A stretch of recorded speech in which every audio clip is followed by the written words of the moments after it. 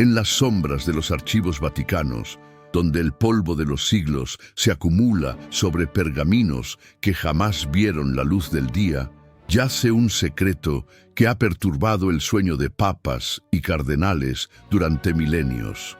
¿Qué es lo que tanto temen que descubramos?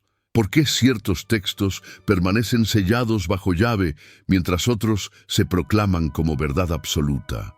El evangelio secreto que no dejaron leer no es una fantasía de novelistas o conspiradores, sino una realidad documentada que revela la profundidad del control ejercido sobre la conciencia humana durante 2000 años de historia.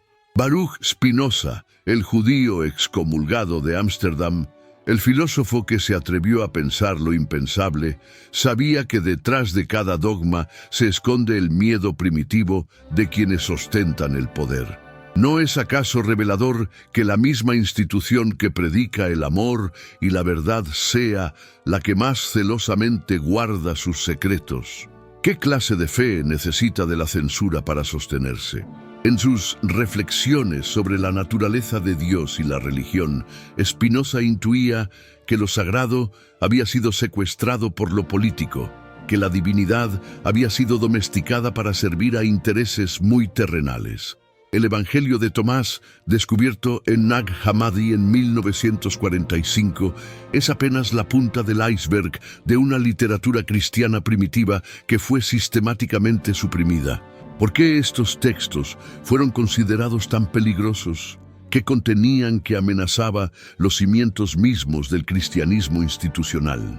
Las palabras atribuidas a Jesús en estos escritos presentan una visión radicalmente diferente de la salvación, una que no requiere intermediarios, que no necesita de una jerarquía eclesiástica, que coloca la experiencia directa de lo divino por encima de la obediencia ciega a la autoridad. Imaginen por un momento la magnitud de esta revelación. Durante siglos, generaciones enteras han vivido y muerto creyendo que solo existe una forma de interpretar las enseñanzas de Cristo, una sola versión autorizada de la verdad. Pero ¿qué sucede cuando descubrimos que existieron múltiples corrientes de pensamiento cristiano, múltiples interpretaciones de las palabras del Nazareno, múltiples caminos hacia lo sagrado que fueron deliberadamente eliminados del canon oficial?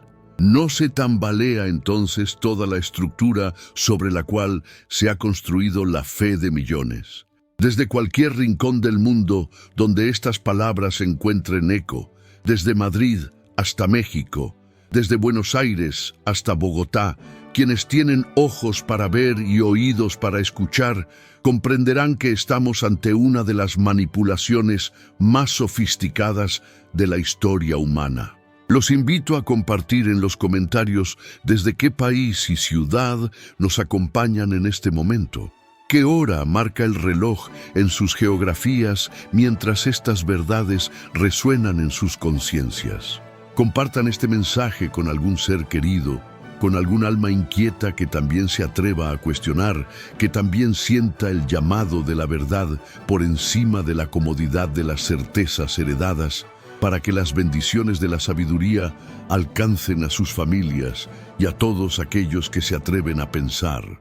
El gnosticismo, esa corriente de pensamiento que la iglesia primitiva combatió con la misma fiereza con que un imperio defiende sus fronteras, sostenía que la salvación no viene de la fe ciega, sino del conocimiento directo, de la gnosis. ¿No es profundamente irónico que una religión que proclama la verdad os hará libres haya dedicado tanto esfuerzo a mantener ocultas ciertas verdades? Los textos gnósticos presentan a un Jesús que enseña que el reino de los cielos está dentro de cada ser humano, que no necesitamos de sacerdotes ni de templos para encontrar a Dios, que la divinidad es una experiencia personal e intransferible. ¿Pueden imaginar el terremoto teológico que esto representa? Si cada individuo puede acceder directamente a lo sagrado, ¿para qué sirve entonces toda la maquinaria eclesiástica, ¿Para qué los intermediarios, los sacramentos, las indulgencias, todo ese complejo sistema de control que se ha erigido en nombre de Cristo? Spinoza comprendía que la religión institucional no es otra cosa que política disfrazada de espiritualidad, poder disfrazado de servicio, control disfrazado de amor. Los hechos de Tomás, el Evangelio de Felipe, el Evangelio de la verdad, el Apocalipsis de Pedro, la sabiduría de Jesús Cristo, todos estos textos fueron declarados heréticos no porque fueran falsos, sino porque eran peligrosamente verdaderos. ¿Qué amenaza representaban exactamente?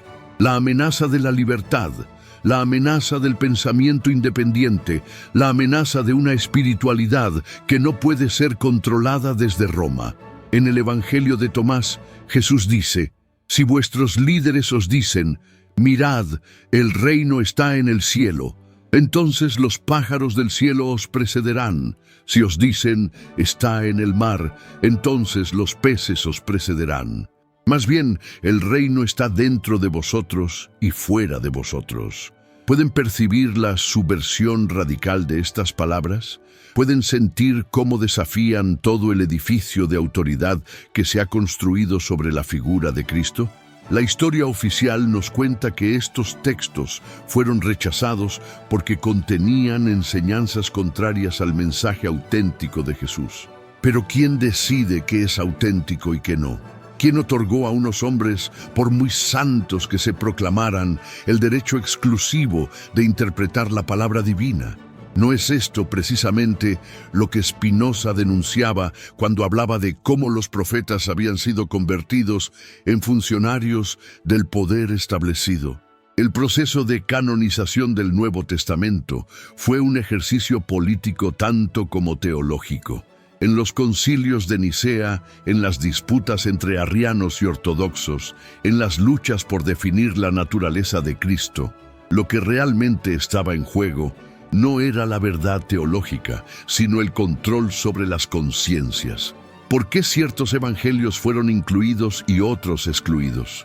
¿Por qué las cartas de Pablo, un hombre que nunca conoció a Jesús en vida, tienen más peso canónico que los escritos atribuidos a Tomás, supuestamente hermano gemelo del Nazareno?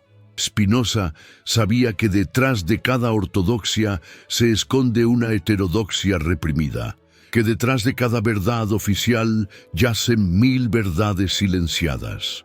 Su método de análisis bíblico revolucionario para su época consistía en leer los textos sagrados como productos humanos, como documentos históricos que reflejan las circunstancias, los intereses y las limitaciones de sus autores. ¿Qué hubiera descubierto si hubiera tenido acceso a los evangelios gnósticos? ¿Cómo habría interpretado esas enseñanzas que presentan a un Cristo más filosófico que sacrificial, más maestro de sabiduría que cordero inmolado? La supresión de estos textos no fue un accidente de la historia, sino una estrategia deliberada. La Iglesia primitiva comprendió que para consolidar su poder necesitaba unificar el mensaje, eliminar las ambigüedades, silenciar las voces discordantes. ¿Pero a qué precio? Al precio de mutilar la riqueza original del pensamiento cristiano, de empobrecer la diversidad de caminos espirituales que florecieron en los primeros siglos de nuestra era. El Evangelio de María Magdalena, otro texto que permaneció oculto durante siglos, presenta a esta mujer no como la prostituta arrepentida de la tradición oficial, sino como una discípula privilegiada, como alguien que comprendía las enseñanzas de Jesús en un nivel que incluso los 12 apóstoles no alcanzaban. ¿Por qué esta versión fue silenciada? ¿Qué amenaza representaba para una institución que desde sus inicios excluyó a las mujeres de posiciones de liderazgo espiritual? Cada página de estos evangelios prohibidos es un golpe a la versión oficial de los hechos. Cada enseñanza atribuida a Jesús en estos textos desafía la interpretación que durante 2 milenios se nos ha presentado como única y verdadera. ¿No es esto lo que más temen los guardianes de la ortodoxia? ¿No es precisamente la posibilidad de que existan otras formas de entender lo sagrado lo que los mantiene despiertos por las noches? Spinoza entendía que la verdadera blasfemia no consiste en negar a Dios, sino en limitarlo, en encerrarlo en fórmulas dogmáticas, en convertirlo en propiedad privada de una casta sacerdotal. Los textos gnósticos presentan una divinidad infinitamente más vasta y compleja que el Dios tribal de los cristianos ortodoxos, un principio divino que no puede ser contenido en credos ni catecismos, que no necesita de venganza ni de sacrificios para manifestar su amor. ¿Por qué temen tanto que leamos estos evangelios? ¿Qué perderían si descubriéramos que existen múltiples formas válidas de interpretar las enseñanzas de Cristo? ¿Qué se desmoronaría si aceptáramos que la verdad espiritual es demasiado vasta para ser monopolizada por una sola institución? La respuesta es evidente. Perderían el control, se desmoronaría su autoridad, se revelaría la naturaleza humana, demasiado humana de sus pretensiones divinas. En el silencio de los archivos secretos, entre manuscritos que ven la luz solo cuando los arqueólogos los rescatan del olvido, se esconde una historia alternativa del cristianismo. Una historia donde la diversidad de pensamiento no era herejía, sino riqueza, donde las preguntas eran más valoradas que las respuestas prefabricadas, donde la experiencia directa de lo sagrado importaba más que la obediencia a la autoridad eclesiástica. Los padres de la Iglesia, esos hombres que se arrogaron el derecho de decidir qué era ortodoxo y qué herético, no eran teólogos desinteresados en busca de la verdad, sino políticos religiosos empeñados en consolidar una estructura de poder. ¿Por qué Ireneo de León escribió contra las herejías con tanta vehemencia? ¿Por qué Tertuliano dedicó tanto esfuerzo a refutar las enseñanzas gnósticas? ¿Era realmente por amor a la verdad o por temor a perder el control sobre las conciencias de los fieles? Spinoza sabía que cuando una institución necesita de la censura para sostenerse, ya ha perdido la batalla intelectual. Cuando tiene que prohibir ciertos libros, silenciar ciertas voces, excomulgar a ciertos pensadores, está confesando implícitamente que sus argumentos no son lo suficientemente sólidos para resistir el escrutinio público. ¿No es esto precisamente lo que ha hecho la Iglesia durante 2000 años? ¿No es la historia de la Iglesia también una historia de censura, de libros quemados, de pensadores silenciados, de verdades incómodas enterradas bajo el peso de la ortodoxia oficial? El descubrimiento de los manuscritos de Nag Hammadi en 1945 fue un terremoto teológico cuyas ondas sísmicas aún se sienten hoy. De repente, textos que habían sido conocidos solo por referencias en los escritos de sus detractores salieron a la luz, revelando una riqueza de pensamiento que había permanecido oculta durante más de 1500 años.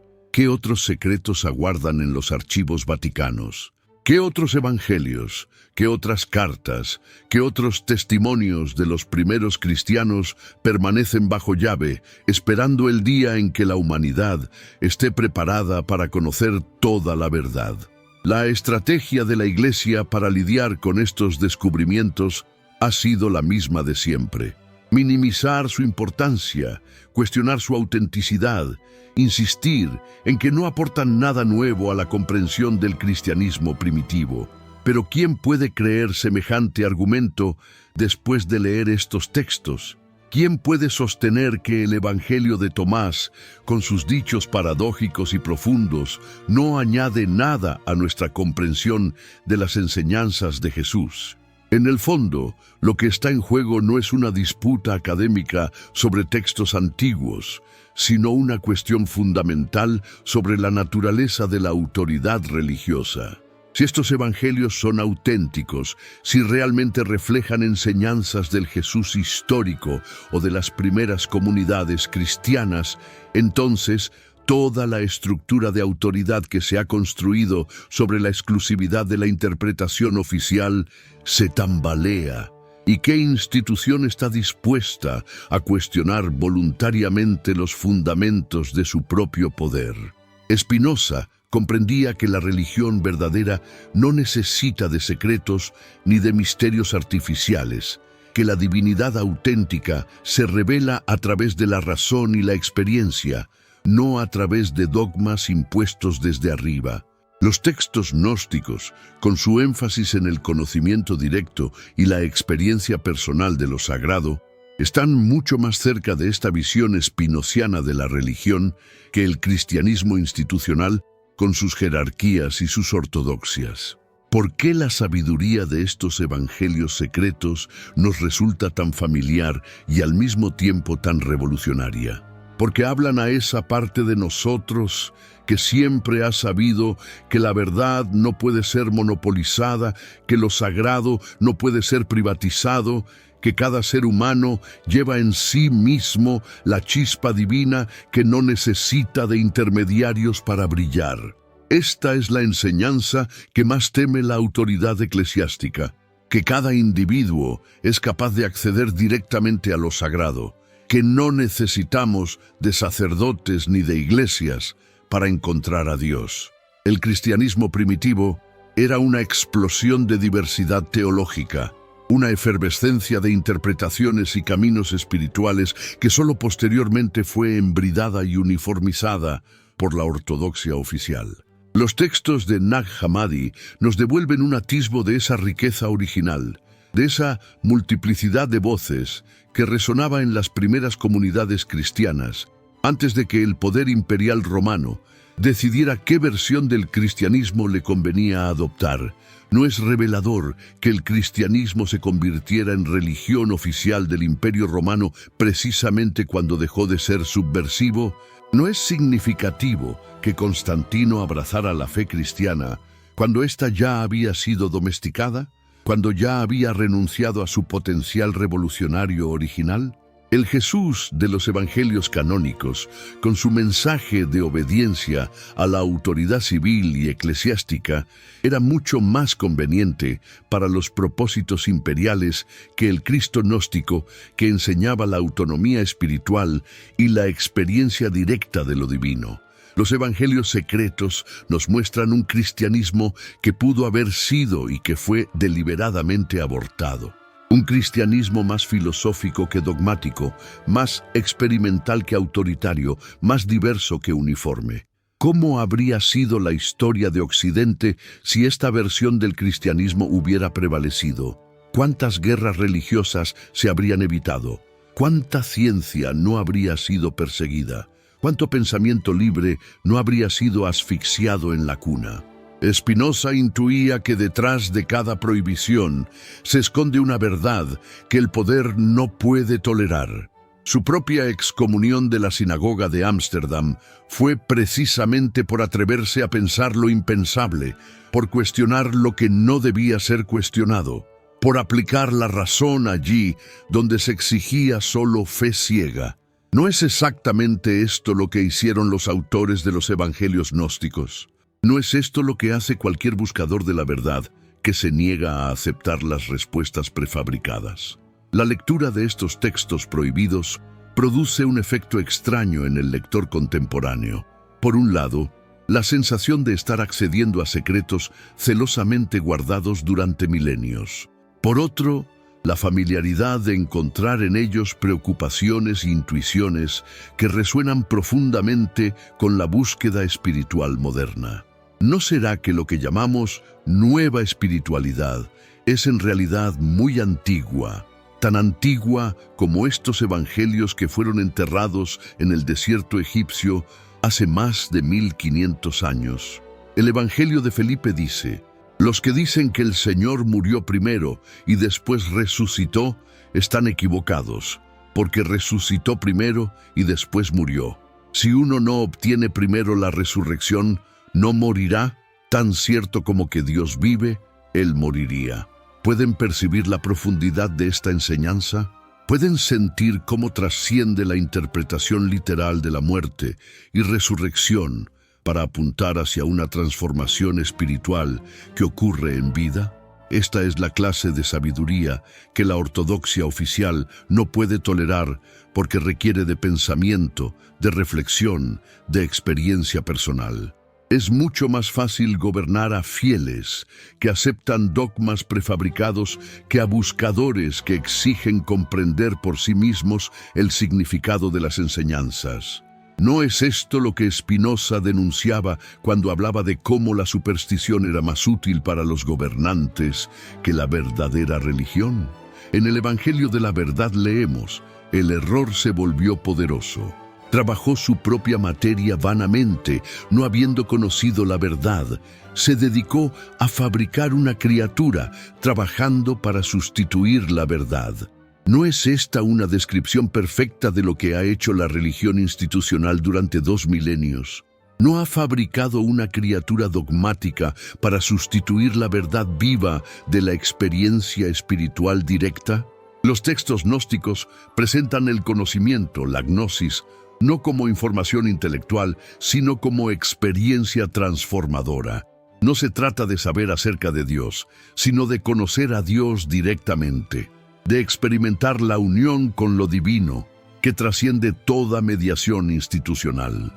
¿Pueden imaginar cuán amenazante resulta esta enseñanza para una institución que ha construido todo su poder sobre la base de ser el único intermediario válido entre Dios y los seres humanos? Spinoza sabía que la verdadera religión no necesita de templos construidos por manos humanas, porque su templo es la realidad misma, la naturaleza en su totalidad, la sustancia infinita que se expresa en cada partícula de polvo cósmico y en cada pensamiento humano. Los evangelios gnósticos apuntan hacia esta misma intuición. Lo sagrado no está confinado en lugares específicos ni en rituales particulares, sino que impregna toda la existencia para quien tiene ojos para ver. ¿Por qué estos textos fueron considerados más peligrosos que las herejías posteriores que negaban directamente la divinidad de Cristo? Porque los herejes posteriores, al menos, reconocían la autoridad de la Iglesia para definir la ortodoxia, aunque discreparan con sus conclusiones. Los gnósticos, en cambio, desafiaban la autoridad misma, sostenían que cada individuo podía acceder directamente a la revelación, que no necesitaba de intermediarios eclesiásticos para conocer la verdad. El proceso mediante el cual estos textos fueron suprimidos no fue un acontecimiento súbito, sino un lento estrangulamiento que duró siglos. Primero fueron declarados heréticos, después fueron prohibidos, luego fueron sistemáticamente destruidos. Los pocos ejemplares que sobrevivieron lo hicieron por accidente, enterrados en vasijas de barro en cuevas del desierto, como si la tierra misma hubiera decidido preservar lo que los hombres querían eliminar. ¿No es profundamente simbólico que estos evangelios hayan sido encontrados precisamente en nuestro tiempo, en una época donde la autoridad religiosa tradicional se encuentra en crisis, donde millones de personas buscan formas alternativas de espiritualidad? ¿No será que la historia tiene sus propios ritmos, sus propios tiempos para revelar las verdades que en otras épocas habrían sido demasiado peligrosas para la estabilidad social? Spinoza creía en la necesidad histórica, en que todo acontece según las leyes inmutables de la naturaleza, incluidas las leyes que rigen el desarrollo del pensamiento humano. Desde esta perspectiva, tanto la supresión de estos textos como su posterior redescubrimiento forman parte de un proceso más amplio mediante el cual la humanidad va liberándose gradualmente de las cadenas de la superstición y accediendo a formas más maduras de comprensión espiritual. Los Hechos de Tomás narran el viaje del apóstol a la India, donde predica un evangelio que suena extrañamente familiar a quienes conocen las tradiciones espirituales orientales. ¿Casualidad? o evidencia de que en los orígenes del cristianismo existía una apertura hacia otras tradiciones de sabiduría que posteriormente fue clausurada por la ortodoxia occidental. ¿Qué habría sido del cristianismo si hubiera mantenido esta apertura ecuménica original? El miedo de la Iglesia a estos textos no es teológico, sino político. No temen que contradigan las enseñanzas de Cristo, sino que revelen la naturaleza humana, demasiado humana, del proceso mediante el cual esas enseñanzas fueron canonizadas. No temen que debiliten la fe, sino que fortalezcan el pensamiento crítico. No temen que alejen a la gente de Dios, sino que la acerquen a Dios sin necesidad de intermediarios eclesiásticos. ¿Qué nos dice sobre la naturaleza de la verdad el hecho de que haya sido necesario ocultarla durante tanto tiempo? ¿Qué nos revela sobre la fragilidad de ciertos edificios intelectuales el que no puedan soportar el confrontamiento con evidencias que los cuestionan? ¿No será que lo que realmente temen los guardianes de la ortodoxia no es el error, sino la verdad en toda su complejidad y ambigüedad? Spinoza enseñaba que la verdad es su propio criterio, que no necesita de autoridades externas para validarse, que se impone por su propia evidencia a toda mente libre de prejuicios. Los evangelios gnósticos participan de esta naturaleza autoevidente de la verdad. No necesitan del respaldo de la autoridad eclesiástica para revelar su sabiduría. No requieren de canonización oficial para tocar las fibras más profundas del alma humana. En el Evangelio de Tomás, Jesús dice: «Bienaventurados los solitarios y elegidos, porque encontraréis el reino, pues venís de él y a él volveréis». ¿No resuena esta enseñanza con la intuición espinociana de que somos modos finitos de la sustancia infinita, que venimos de Dios y a Dios retornamos no después de la muerte, sino en el momento mismo en que comprendemos nuestra verdadera naturaleza? La soledad de la que habla este Evangelio no es aislamiento social, sino independencia espiritual. La capacidad de permanecer centrado en la propia experiencia de lo sagrado sin necesidad de confirmación externa. ¿No es esto precisamente lo que más teme cualquier sistema de control? Individuos que no necesitan de validación externa para acceder a sus propias verdades más profundas. Los textos gnósticos hablan de la necesidad de despertar del sueño de la inconsciencia, de reconocer la chispa divina que llevamos dentro, de trascender las ilusiones que nos mantienen separados de nuestra verdadera naturaleza. ¿No es esto exactamente lo que Spinoza llamaba el paso de la imaginación al conocimiento racional y de este al conocimiento intuitivo que nos revela nuestra unidad esencial con la totalidad de lo real? ¿Por qué la Iglesia prefirió el mensaje de Pablo, con su énfasis en la culpa, el pecado y la necesidad de redención externa, por encima de estas enseñanzas que apuntan hacia la divinidad inherente del ser humano? ¿No será porque un ser humano que se sabe divino es mucho más difícil de controlar que uno que se cree pecador y necesitado de salvación externa? El cristianismo paulino, que finalmente se impuso como ortodoxia, construyó todo su edificio teológico sobre la base de la separación. Separación entre Dios y el mundo, entre lo sagrado y lo profano, entre los elegidos y los condenados, entre la Iglesia y el mundo. Los evangelios gnósticos, en cambio, apuntan constantemente hacia la unidad subyacente, hacia la presencia divina que impregna toda la realidad, hacia la identidad esencial entre el buscador y lo buscado. ¿No es revelador que estos textos hayan sido encontrados en Egipto, la tierra que desde tiempos inmemoriales ha sido considerada la cuna de la sabiduría esotérica? ¿No es significativo que hayan permanecido ocultos precisamente en el país donde florecieron los misterios antiguos, donde la búsqueda del conocimiento directo de lo divino nunca fue completamente extinguida? Los padres del desierto, esos místicos cristianos que se retiraron a la soledad de Egipto en los primeros siglos de nuestra era, ¿No estarían influenciados por la misma corriente de sabiduría que produjo los textos gnósticos? ¿No será que lo que llamamos misticismo cristiano es en realidad la supervivencia soterrada de estas enseñanzas que oficialmente fueron declaradas heréticas? Spinoza sabía que toda verdad profunda tiene que atravesar tres etapas. Primero es ridiculizada, después es violentamente combatida, finalmente es aceptada como evidente. Los evangelios gnósticos han atravesado las dos primeras etapas y ahora, en nuestro tiempo, comienzan a ser reconocidos como testimonios auténticos de la diversidad del cristianismo primitivo. ¿Cuánto tiempo pasará antes de que su sabiduría sea plenamente integrada en la comprensión occidental de la espiritualidad? El descubrimiento de estos textos nos obliga a repensar todo lo que creíamos saber sobre los orígenes del cristianismo. ¿Era realmente tan monolítico como nos han hecho creer? ¿O existían desde el principio múltiples corrientes de interpretación que fueron posteriormente unificadas a la fuerza?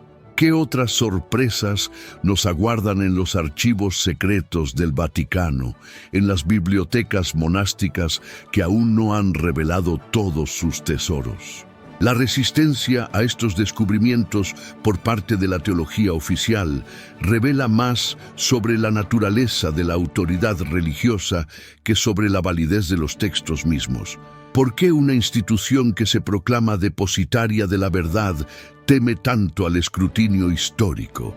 ¿Por qué una fe que se dice sólida se tambalea ante cada nuevo descubrimiento arqueológico? En el Apocalipsis de Pedro se nos dice que los verdaderos discípulos de Cristo serán perseguidos por aquellos que se proclaman sus representantes oficiales, que la verdadera iglesia será una iglesia invisible formada por buscadores sinceros más que una institución visible, obsesionada con el poder temporal. ¿No es esto precisamente lo que hemos visto a lo largo de la historia? ¿No han sido siempre los místicos, los pensadores independientes, los buscadores sinceros, quienes han sido perseguidos por las autoridades religiosas oficiales? Spinoza experimentó en carne propia esta persecución cuando fue excomulgado de la comunidad judía de Ámsterdam por atreverse a pensar libremente sobre la naturaleza de Dios y la religión. Su caso no es único sino emblemático.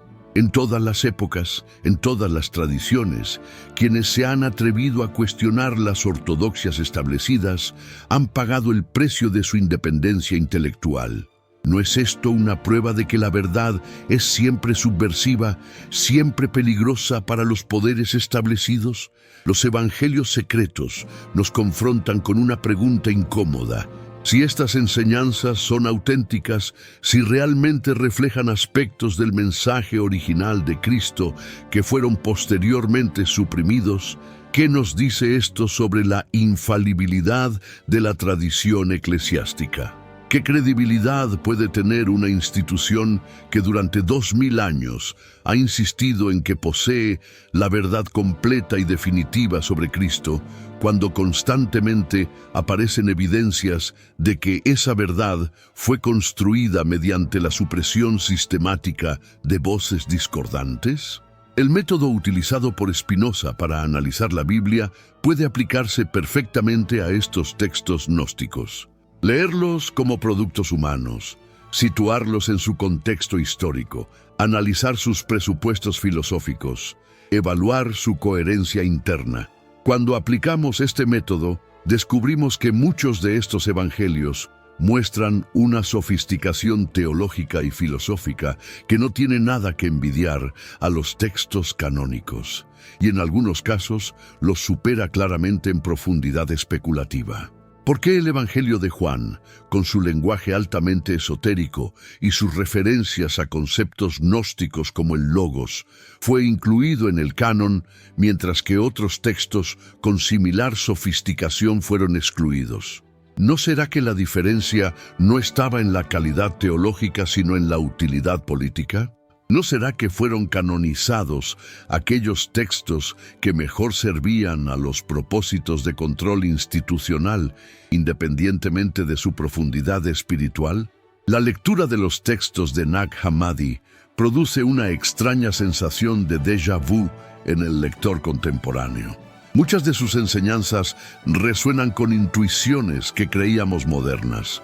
La divinidad inherente del ser humano, la naturaleza ilusoria de la separación, la primacía de la experiencia directa sobre la autoridad externa, la relatividad de las formulaciones dogmáticas. ¿No será que lo que llamamos espiritualidad nueva es en realidad muy antigua, tan antigua como estos textos que fueron enterrados hace 1500 años? El gnosticismo fue acusado de elitismo por enseñar que solo unos pocos podían acceder al conocimiento salvador. Pero ¿no es igualmente elitista una religión que sostiene que solo quienes pertenecen a la verdadera iglesia pueden salvarse? ¿No es más democrática una enseñanza que afirma que todos llevamos dentro la semilla divina, aunque solo algunos se atrevan a cultivarla, que una doctrina que divide a la humanidad entre elegidos y condenados según criterios externos? Spinoza sabía que el verdadero elitismo no consiste en pertenecer a un grupo selecto, sino en atreverse a pensar por uno mismo, en negarse a aceptar verdades prefabricadas, en mantener viva la llama de la curiosidad intelectual a pesar de todas las presiones sociales que nos empujan hacia la conformidad. Desde esta perspectiva, los gnósticos eran elitistas no porque se consideraran superiores a otros seres humanos, sino porque se exigían a sí mismos un nivel de honestidad intelectual y búsqueda espiritual que la mayoría no está dispuesta a asumir. Los textos gnósticos hablan constantemente de la necesidad de despertar, de salir del sueño de la inconsciencia ordinaria para acceder a niveles más profundos de comprensión. ¿No es esto exactamente lo que Spinoza describía como el paso de las ideas inadecuadas a las ideas adecuadas, del conocimiento confuso al conocimiento claro y distinto? ¿No es esto lo que todos los grandes maestros espirituales han enseñado a lo largo de la historia? El miedo que estos textos despiertan en las autoridades religiosas es comprensible. Si se acepta que existieron desde el principio múltiples interpretaciones válidas del mensaje de Cristo, se desmorona el monopolio interpretativo que la Iglesia ha reclamado durante 2 milenios. Si se reconoce que la diversidad teológica no es un problema, sino una riqueza, se tambalea todo el edificio de la ortodoxia oficial. Si se admite que la experiencia directa de lo sagrado es más importante que la obediencia a la autoridad externa, se cuestiona la necesidad misma de la mediación eclesiástica. ¿Pero acaso no es esto precisamente lo que necesita el cristianismo en nuestro tiempo? ¿No necesita liberarse de las cadenas dogmáticas que lo han convertido en una religión de autoridad externa, más que de experiencia interna? ¿No necesita recuperar la riqueza de sus orígenes, la diversidad de caminos espirituales que florecieron en las primeras comunidades antes de que fueran uniformizadas por el poder imperial? Los evangelios secretos no son enemigos del cristianismo, sino tesoros del cristianismo que han permanecido ocultos demasiado tiempo. No debilitan la fe, sino que la enriquecen. No contradicen las enseñanzas de Cristo, sino que las complementan. No amenazan la espiritualidad auténtica, sino que la liberan de las deformaciones institucionales que la han asfixiado durante siglos. Spinoza enseñaba que Dios no necesita de defensores, porque la verdad se defiende a sí misma. Si las enseñanzas de Cristo son realmente divinas, no tienen nada que temer del confrontamiento con estos textos alternativos. Si la Iglesia representa realmente los intereses de Cristo, debería alegrarse de cada nuevo descubrimiento que arroje luz sobre los orígenes del cristianismo. Su resistencia a estos hallazgos revela más sobre sus propias inseguridades que sobre la validez de los textos descubiertos. El proceso de canonización del Nuevo Testamento fue presentado como inspirado por el Espíritu Santo, pero los documentos históricos revelan que fue tan político como cualquier otro proceso de toma de decisiones institucionales. Hubo lobbies, presiones, negociaciones, compromisos. Ciertos textos fueron incluidos no por su valor espiritual, sino por su utilidad política.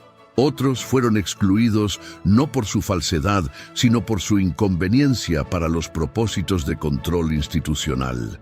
¿Qué habría pasado si el Evangelio de Tomás hubiera sido incluido en el canon oficial?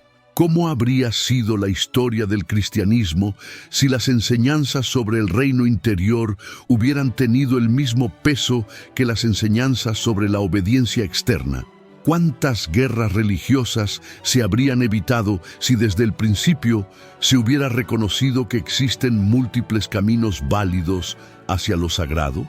Estas preguntas no son meramente especulativas, sino urgentemente prácticas.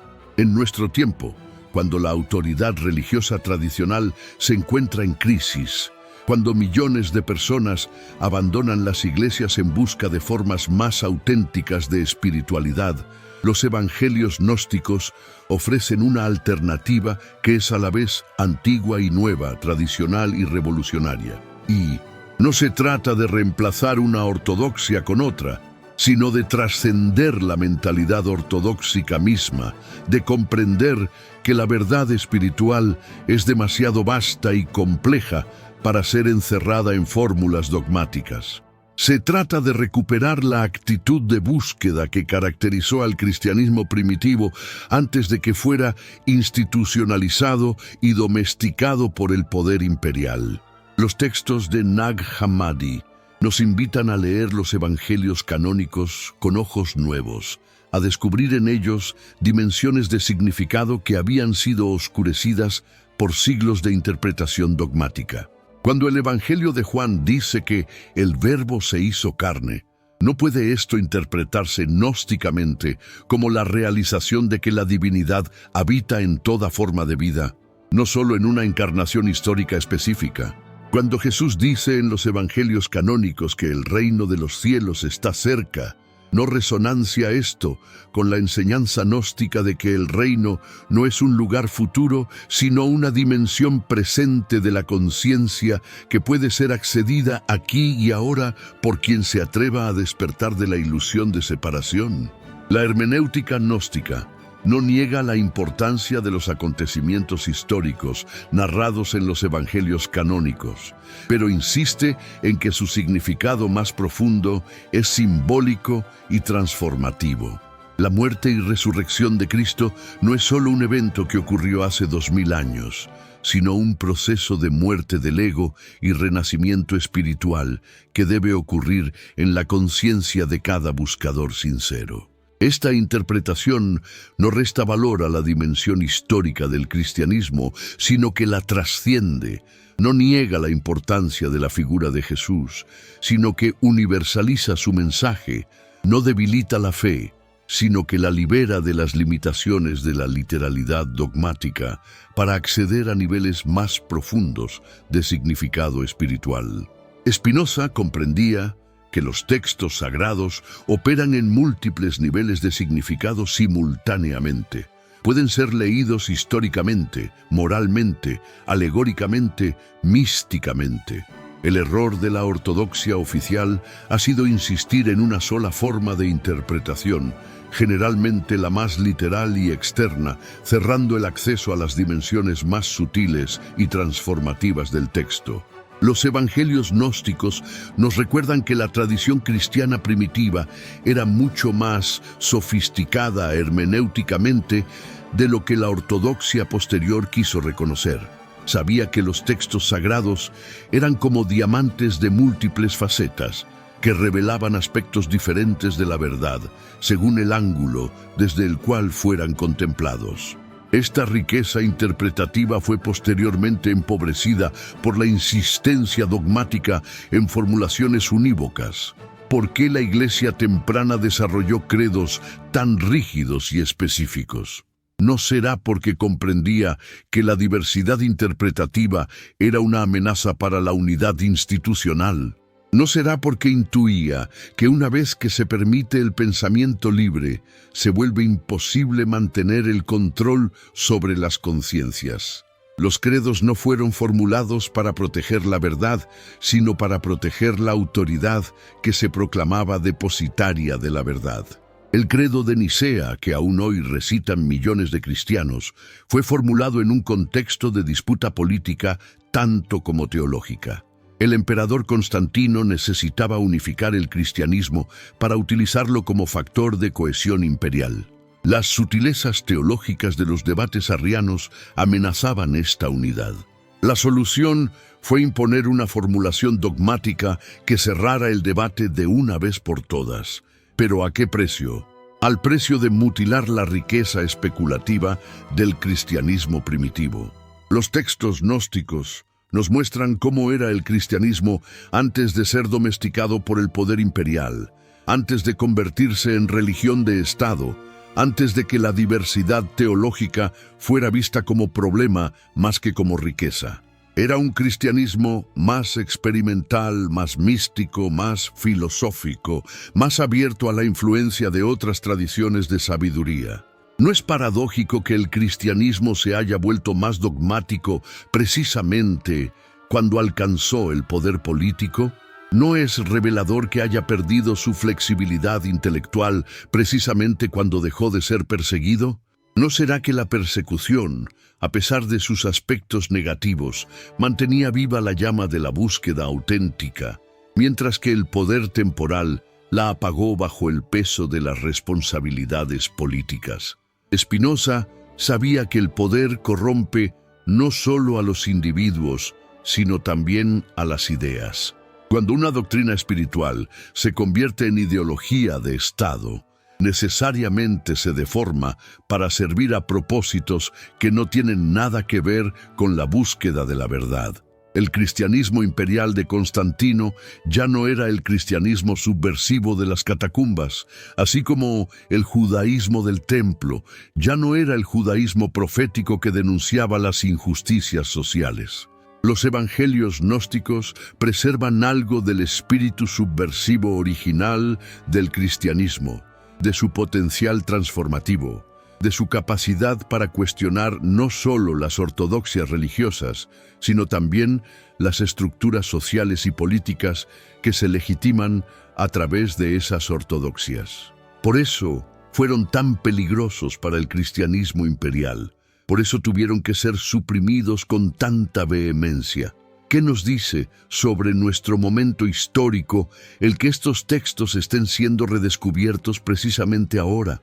¿No será que la humanidad está lista para recuperar formas más maduras de espiritualidad, formas que trascienden tanto el fundamentalismo religioso como el materialismo secular?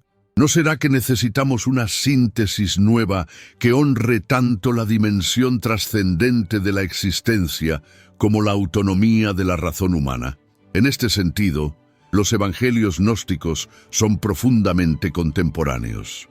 Su énfasis en la experiencia directa de lo sagrado resuena con la búsqueda espiritual de nuestro tiempo. Su resistencia a la autoridad externa apela a la sensibilidad democrática moderna. Su sofisticación filosófica satisface las exigencias intelectuales de una época científica. Su apertura a la diversidad de caminos espirituales responde a la realidad multicultural de nuestro mundo globalizado. No se trata de convertir el gnosticismo en una nueva ortodoxia, sino de aprender de su actitud fundamental, la convicción de que la verdad espiritual debe ser buscada y encontrada por cada individuo, de que no puede ser impuesta desde afuera, de que la autoridad auténtica viene de la experiencia directa más que de la tradición heredada. Esta actitud no implica individualismo espiritual, sino todo lo contrario. La comprensión de que cuando accedemos a los niveles más profundos de nuestro ser, descubrimos que no estamos separados, sino unidos, que la chispa divina que llevamos dentro es la misma que anima a todos los seres, que la realización personal y la compasión universal son dos aspectos de un mismo despertar. Los textos gnósticos enseñan que la salvación no es un premio que se otorga después de la muerte a quienes han obedecido correctamente las reglas religiosas, sino una transformación que puede ocurrir en cualquier momento en la conciencia de quien se atreve a mirar más allá de las apariencias superficiales de la existencia.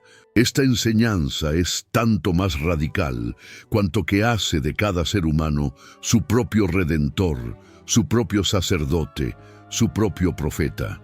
¿Pueden imaginar cuán amenazante resulta esta doctrina para cualquier sistema de control religioso? Si cada individuo puede acceder directamente a la salvación, ¿para qué sirven los sacerdotes? Si cada persona puede conocer a Dios por experiencia directa, ¿para qué se necesitan los dogmas? Si cada alma puede encontrar su propio camino hacia lo sagrado, ¿qué justifica la existencia de instituciones que pretenden monopolizar el acceso a lo divino? Spinoza experimentó en carne propia la violencia de estas preguntas cuando fue excomulgado de la sinagoga de Ámsterdam. Su crimen no fue negar la existencia de Dios, sino redefinir radicalmente la naturaleza de Dios. No fue rechazar la religión, sino proponer una forma de religiosidad que no necesitaba de instituciones mediadoras.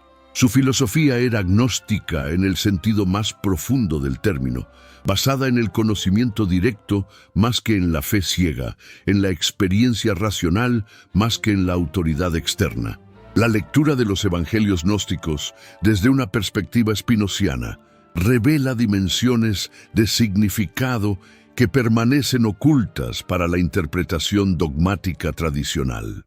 Cuando el Evangelio de Tomás habla del reino que está dentro de vosotros y fuera de vosotros, no está apuntando hacia la misma intuición spinoziana de que Dios es la sustancia inmanente de toda la realidad, que no hay separación real entre lo divino y lo natural, entre lo sagrado y lo profano. Cuando el Evangelio de Felipe enseña que los que dicen que primero se muere y después se resucita están en el error, no está expresando la misma comprensión spinoziana de que la eternidad no es duración temporal infinita, sino una dimensión presente de la experiencia, accesible aquí y ahora a través del conocimiento adecuado de nuestra propia naturaleza. Los paralelos son demasiado numerosos para ser casuales. Tanto Spinoza como los autores gnósticos comprendían que la verdadera religión no consiste en creer proposiciones sobre Dios, sino en conocer a Dios, que este conocimiento no es información intelectual, sino transformación existencial, que la salvación no es un evento futuro, sino una posibilidad presente. ¿Por qué estas intuiciones han sido tan sistemáticamente reprimidas por las tradiciones religiosas oficiales, tanto judía como cristiana? ¿Por qué tanto el judaísmo rabínico como el cristianismo patrístico desarrollaron elaboradas ortodoxias para combatir estas enseñanzas? ¿No será porque comprendían instintivamente que representaban una amenaza existencial para su autoridad institucional? La respuesta es evidente para quien tiene ojos para ver. Una religión basada en la experiencia directa de lo sagrado no necesita de sacerdotes. Una espiritualidad fundada en el conocimiento personal de Dios no requiere de dogmas. Una fe que se basa en la comprensión racional no necesita de misterios artificiales para sostenerse. En otras palabras, una religión gnóstica, spinoziana, experiencial, hace innecesaria toda la maquinaria de control que las instituciones religiosas han construido a lo largo de los siglos. Pero la historia no termina con la supresión. Como todo lo que es verdaderamente vital, estas enseñanzas encontraron formas subterráneas de supervivencia. En los místicos medievales, en los alquimistas renacentistas, en los filósofos heterodoxos como el propio Spinoza, en los movimientos esotéricos de los siglos posteriores, las intuiciones gnósticas siguieron fluyendo como un río subterráneo que ocasionalmente emergía a la superficie para nutrir a las almas sedientas de verdad auténtica. No es significativo que en cada época de crisis espiritual resurjan estas enseñanzas bajo nuevas formas. No es revelador que cuando las ortodoxias establecidas se muestran incapaces de satisfacer las necesidades espirituales más profundas del ser humano, emerjan espontáneamente corrientes de pensamiento que enfatizan la experiencia directa, el conocimiento personal, la autonomía espiritual. ¿No será que estas ideas representan algo indestructible en la naturaleza humana, algo que ninguna autoridad externa puede suprimir definitivamente? El maestro Eckhart, místico cristiano del siglo XIV, enseñaba que Dios está más cerca de mí que yo de mí mismo, que el ojo con el que veo a Dios es el mismo ojo con el que Dios me ve. ¿No resuenan estas palabras con las enseñanzas del Evangelio de Tomás sobre la identidad esencial entre el buscador y lo buscado? ¿No expresan la misma intuición gnóstica de que la separación entre lo humano y lo divino es una ilusión que debe ser trascendida? La persecución que sufrió Eckhart por parte de la Inquisición muestra que la Iglesia reconocía perfectamente el carácter subversivo de estas enseñanzas. No importaba que fueran formuladas en lenguaje piadoso, no importaba que fueran expuestas por un dominico de impecable ortodoxia aparente.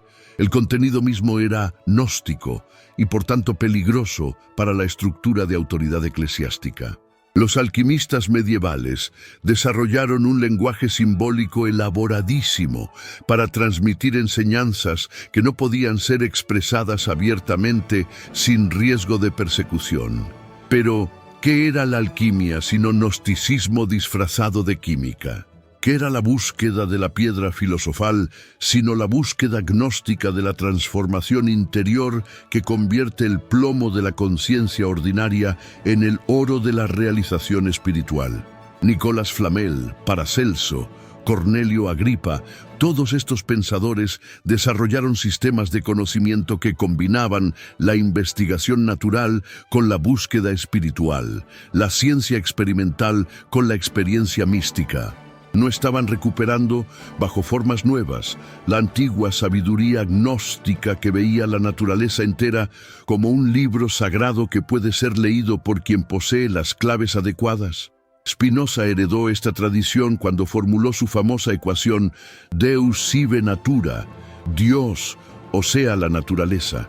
Esta identificación no era panteísmo burdo, sino la intuición gnóstica refinada de que no hay dos realidades, una divina y otra natural, sino una sola realidad que puede ser contemplada desde dos perspectivas diferentes.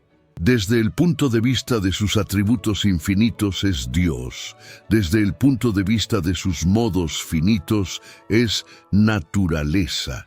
¿Pueden percibir la radicalidad de esta visión? ¿Pueden sentir cómo disuelve de un golpe toda la arquitectura dualista sobre la cual se han construido 2 milenios de teología occidental? Si Dios y la naturaleza son la misma realidad contemplada desde ángulos diferentes, entonces no hay necesidad de mediadores entre lo humano y lo divino. No hay necesidad de sacramentos para acceder a lo sagrado. No hay necesidad de instituciones que se proclamen representantes exclusivos de la divinidad. Pero la intuición espinociana va más lejos aún.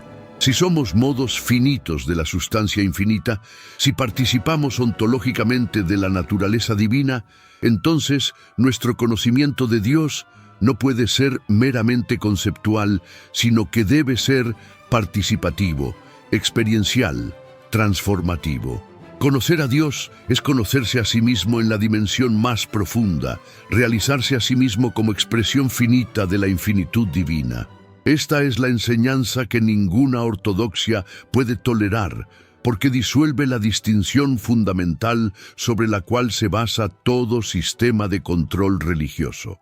La distinción entre lo sagrado y lo profano, entre los elegidos y los no elegidos, entre quienes tienen acceso privilegiado a la verdad y quienes deben contentarse con creer lo que otros les dicen.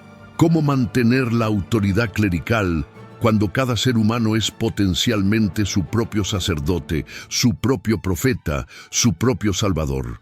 Los evangelios gnósticos hablan del Cristo interior, de la necesidad de que Cristo nazca en cada alma individual, de que la encarnación no fue un evento histórico único, sino un proceso que debe repetirse en la conciencia de cada buscador sincero.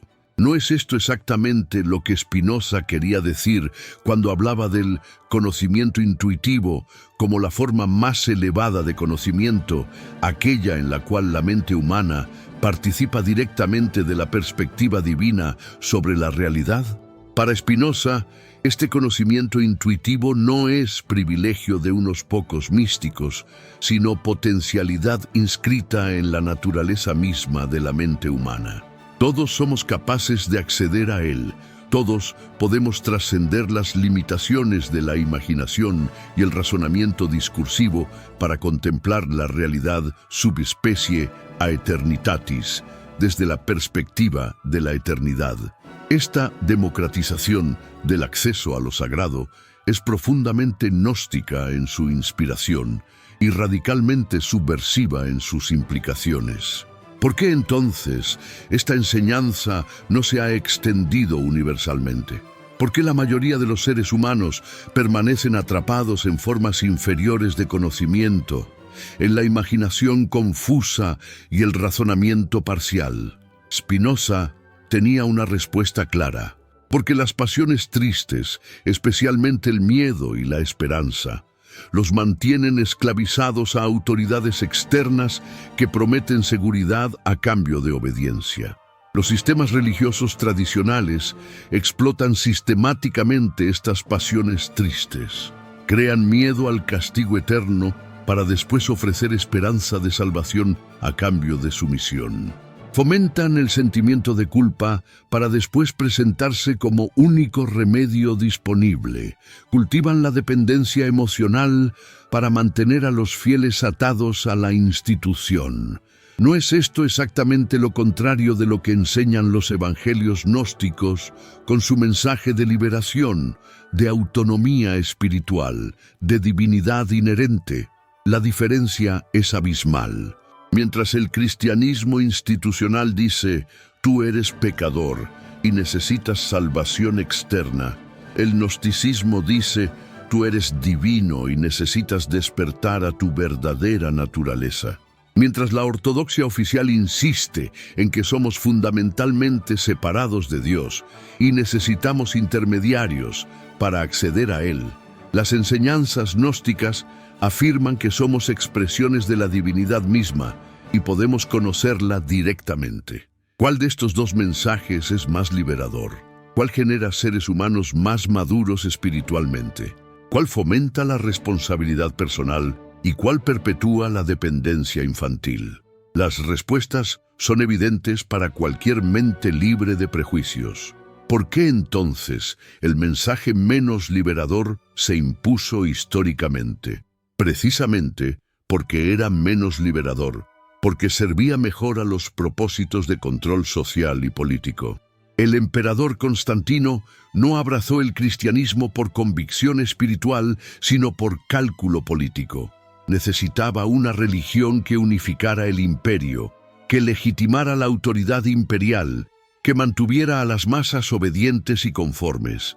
El cristianismo gnóstico, con su énfasis en la autonomía individual y la experiencia directa de lo sagrado, era inútil para estos propósitos.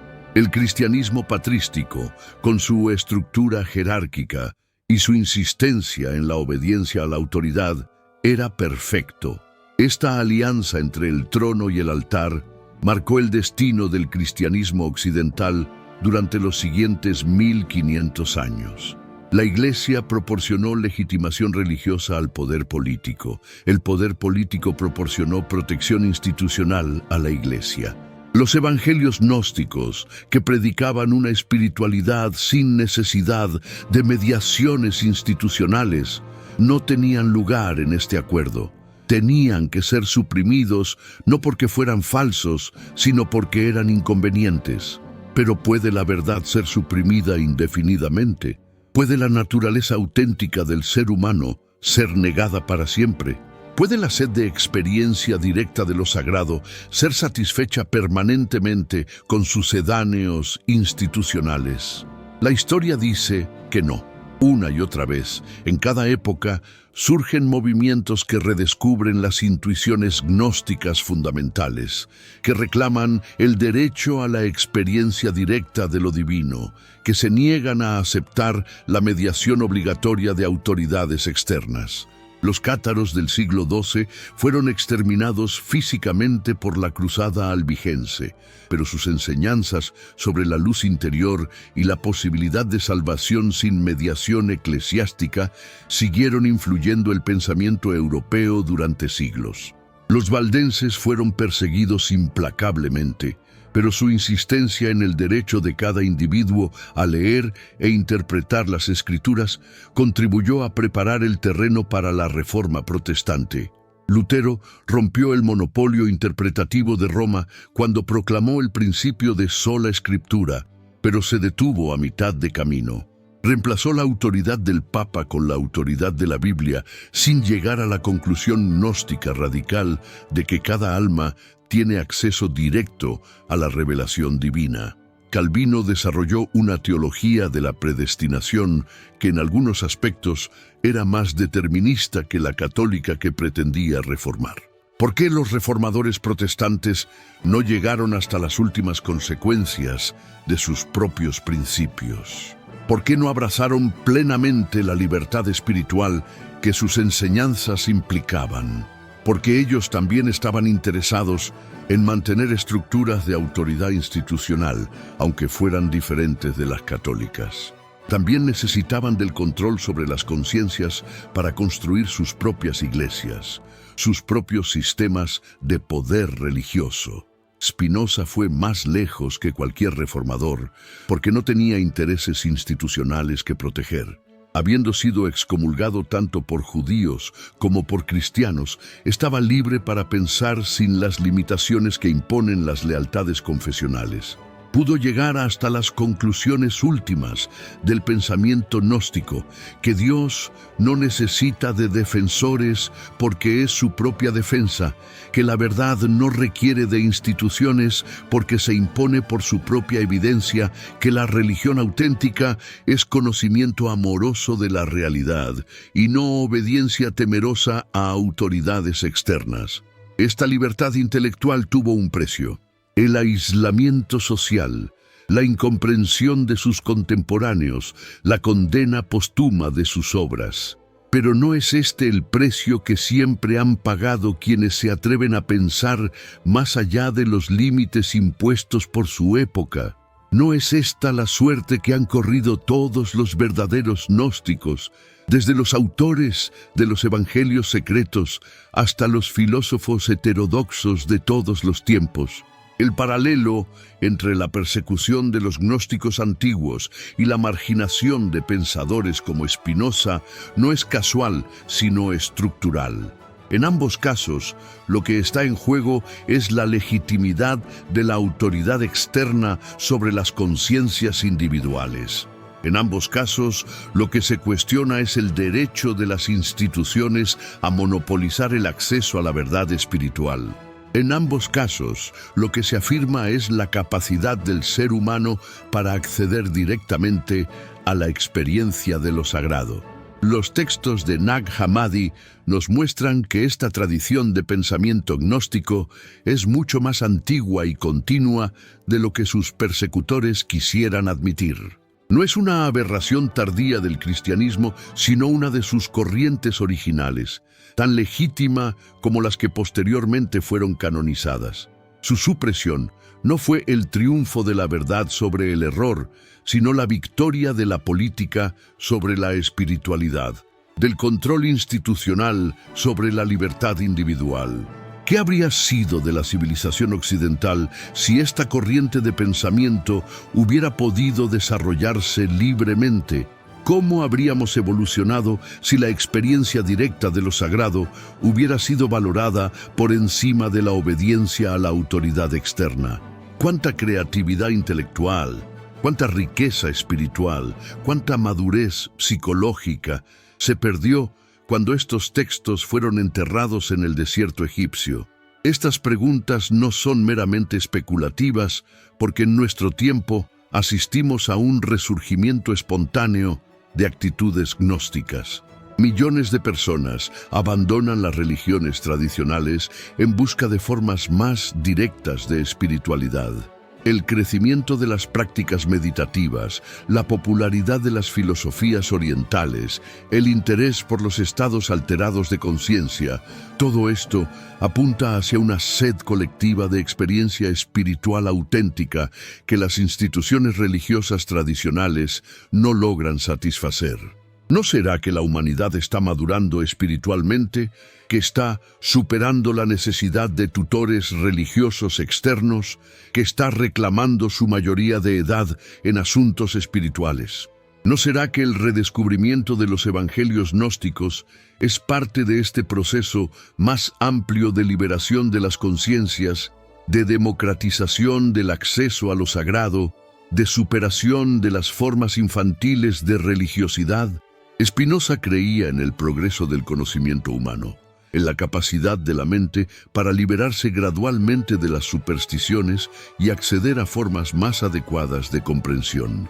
Desde su perspectiva, tanto la supresión de los textos gnósticos como su posterior redescubrimiento forman parte de un proceso histórico más amplio, mediante el cual la humanidad va conquistando su libertad intelectual y espiritual. Los enemigos de esta libertad no han desaparecido. Siguen existiendo fuerzas que se benefician del mantenimiento de las conciencias en estado de dependencia, que necesitan de la superstición para ejercer su dominio, que temen la democratización del conocimiento porque amenaza sus privilegios. La batalla entre el pensamiento libre y la autoridad dogmática continúa en nuestro tiempo bajo formas nuevas, pero con la misma intensidad de siempre. Los fundamentalismos contemporáneos, tanto religiosos como seculares, son reacciones defensivas ante el avance de la conciencia gnóstica. Cuando millones de personas comienzan a cuestionar las verdades heredadas, cuando se atreven a buscar por sí mismas, cuando reclaman el derecho a la experiencia directa de lo sagrado, los guardianes de las ortodoxias establecidas se alarman y endurecen sus posiciones. ¿No es esto exactamente lo que vemos en nuestro tiempo? El conflicto fundamental no es entre ciencia y religión, como suele presentarse, sino entre dos formas radicalmente diferentes de entender la naturaleza del conocimiento y la autoridad. Por un lado, la perspectiva gnóstica, que insiste en que la verdad debe ser buscada y encontrada por cada individuo a través de su propia experiencia y reflexión. Por otro, la perspectiva dogmática, que sostiene que ciertas verdades ya han sido establecidas definitivamente y solo necesitan ser aceptadas y obedecidas. Esta división atraviesa tanto el campo religioso como el secular. Hay científicos dogmáticos que se comportan como inquisidores cuando alguien cuestiona sus paradigmas establecidos, y hay buscadores espirituales que mantienen una actitud genuinamente experimental y abierta hacia los misterios de la existencia. La diferencia no está en el contenido específico de las creencias, sino en la actitud fundamental hacia la búsqueda de la verdad. Los evangelios gnósticos representan la tradición occidental más antigua de pensamiento no dogmático en asuntos espirituales. Su redescubrimiento nos conecta con nuestras raíces intelectuales más profundas, con esa corriente de pensamiento que siempre ha insistido en que la mente humana es capaz de conocer la verdad por sí misma, sin necesidad de autoridades externas que le digan qué debe pensar. ¿No es significativo que estos textos hayan sido preservados precisamente en Egipto, la tierra que desde la antigüedad ha sido considerada la cuna de la sabiduría esotérica? Los misterios de Eleusis, las enseñanzas herméticas, la tradición alquímica, todas estas corrientes de pensamiento gnóstico encontraron en Egipto un terreno fértil para su desarrollo. ¿No será que algo en el espíritu de esa civilización antigua era especialmente receptivo a formas no autoritarias de espiritualidad? Los textos herméticos, atribuidos a Hermes Trismegisto, presentan enseñanzas que son extraordinariamente similares a las de los evangelios gnósticos. La divinidad inherente del ser humano, la posibilidad de conocimiento directo de los misterios divinos, la necesidad de despertar de la ilusión de separación. ¿Casualidad o evidencia de que existía en el mundo helenístico una corriente de sabiduría que influyó tanto en el gnosticismo cristiano como en las tradiciones esotéricas paganas? La Biblioteca de Alejandría, antes de su destrucción, albergaba textos de todas las tradiciones de sabiduría del mundo antiguo. Filósofos griegos, sabios egipcios, maestros orientales, todos contribuían a un diálogo intercultural que enriqueció enormemente el pensamiento de la época. Los evangelios gnósticos muestran claras influencias de esta síntesis multicultural. Elementos del platonismo, conceptos del hermetismo, intuiciones del pensamiento oriental. ¿Qué se perdió cuando esta síntesis fue interrumpida por el triunfo de la ortodoxia cristiana? ¿Qué riqueza de pensamiento fue sacrificada en el altar de la uniformidad doctrinal? ¿Cuántos siglos de evolución intelectual se perdieron cuando la diversidad fue vista como amenaza más que como oportunidad? El cristianismo gnóstico representaba la posibilidad de una síntesis entre la tradición bíblica y la sabiduría filosófica del mundo antiguo. No rechazaba la revelación judía, sino que la interpretaba en clave filosófica. No negaba la importancia de Cristo, sino que universalizaba su mensaje. No despreciaba la tradición, sino que la trascendía hacia formas más maduras de comprensión espiritual. Esta síntesis fue abortada cuando la Iglesia primitiva optó por una estrategia de confrontación con la cultura pagana en lugar de una estrategia de integración. El resultado fue un empobrecimiento tanto del cristianismo como de la tradición filosófica antigua. El cristianismo perdió su sofisticación especulativa, la filosofía perdió su dimensión espiritual. Ambas tradiciones salieron empobrecidas de esta separación artificial. Spinoza intentó en el siglo XVII lo que los gnósticos habían intentado en los primeros siglos de nuestra era, una síntesis entre la revelación bíblica y la razón filosófica.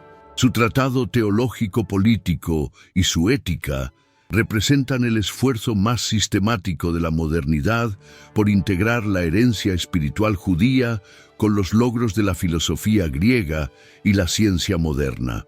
¿Por qué este intento también fue rechazado por las autoridades religiosas de su tiempo? ¿Por qué tanto judíos como cristianos se unieron en la condena de su obra? Porque Spinoza había llegado a las mismas conclusiones subversivas que los gnósticos antiguos, que la experiencia directa de lo divino es superior a la autoridad externa, que la razón humana es capaz de conocer la verdad espiritual, que no necesitamos de intermediarios institucionales para acceder a lo sagrado. La excomunión de Spinoza de la sinagoga de Ámsterdam fue formulada en términos que recuerdan extraordinariamente las condenas que los padres de la Iglesia lanzaron contra los gnósticos. Por el juicio de los ángeles y la sentencia de los santos, excomulgamos, expulsamos, execramos y maldecimos a Baruch de Spinoza. Maldito sea de día y maldito sea de noche. Maldito sea cuando se acueste y maldito sea cuando se levante. Maldito sea cuando salga y maldito sea cuando entre. Pueden percibir el odio visceral que trasciende estas palabras. Pueden sentir el terror de la autoridad religiosa ante un pensamiento que amenaza sus fundamentos mismos. ¿No es revelador que tanto los líderes judíos del siglo XVII como los cristianos de los primeros siglos reaccionaran con la misma violencia verbal ante enseñanzas que cuestionaban su monopolio interpretativo? La historia se repite porque las estructuras profundas permanecen constantes. En toda época, los guardianes de las ortodoxias establecidas reaccionan con violencia ante quienes se atreven a pensar libremente en asuntos espirituales. Los métodos pueden cambiar, ya no queman a los herejes en la hoguera, pero la intolerancia fundamental hacia el pensamiento independiente permanece. Los evangelios gnósticos nos muestran que esta tensión entre autoridad y libertad, entre ortodoxia y experiencia directa, entre institución y individuo, es tan antigua como el cristianismo mismo. No es un problema moderno, sino una cuestión perenne que cada generación debe resolver por sí misma. ¿Vamos a aceptar que otros piensen por nosotros en asuntos espirituales o vamos a reclamar nuestro derecho inalienable a la experiencia directa de lo sagrado? La respuesta que demos a esta pregunta determinará no solo nuestro destino espiritual individual, sino el futuro de la civilización humana. Porque una humanidad que ha alcanzado la mayoría de edad en asuntos espirituales será capaz de resolver problemas que una humanidad dependiente de autoridades externas no puede ni siquiera abordar adecuadamente.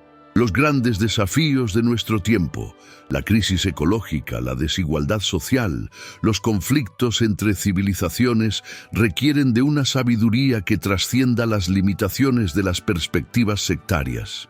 Necesitamos una espiritualidad que sea universal, sin ser uniformizante, profunda, sin ser dogmática, transformativa, sin ser autoritaria. Los evangelios gnósticos nos muestran que esta posibilidad no es utópica, sino que tiene raíces históricas profundas en nuestra propia tradición occidental. ¿No será que el momento ha llegado de reconocer oficialmente lo que muchos ya saben en su fuero interno? Que la diversidad espiritual es una riqueza y no una amenaza, que la experiencia directa de lo sagrado es un derecho humano fundamental, que ninguna institución puede reclamar legítimamente el monopolio de la verdad espiritual. Los evangelios secretos que no dejaron leer están ahí, esperando que tengamos el coraje de leerlos con mente abierta y corazón receptivo. El miedo que despiertan en las autoridades religiosas tradicionales es comprensible pero infundado. No amenazan la verdadera espiritualidad, sino solo sus deformaciones institucionales. No debilitan la fe auténtica, sino solo las supersticiones que se han incrustado en ella.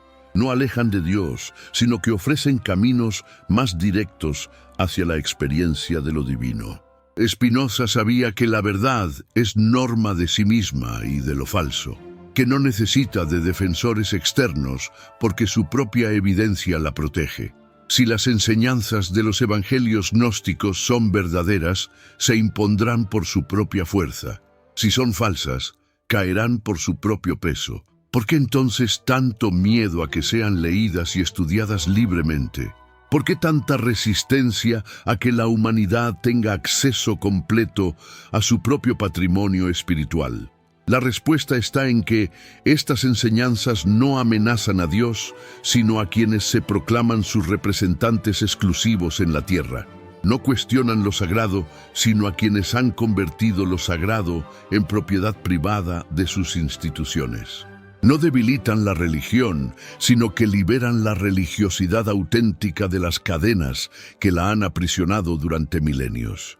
Y esto, para quienes viven del monopolio de lo sagrado, es efectivamente una amenaza existencial.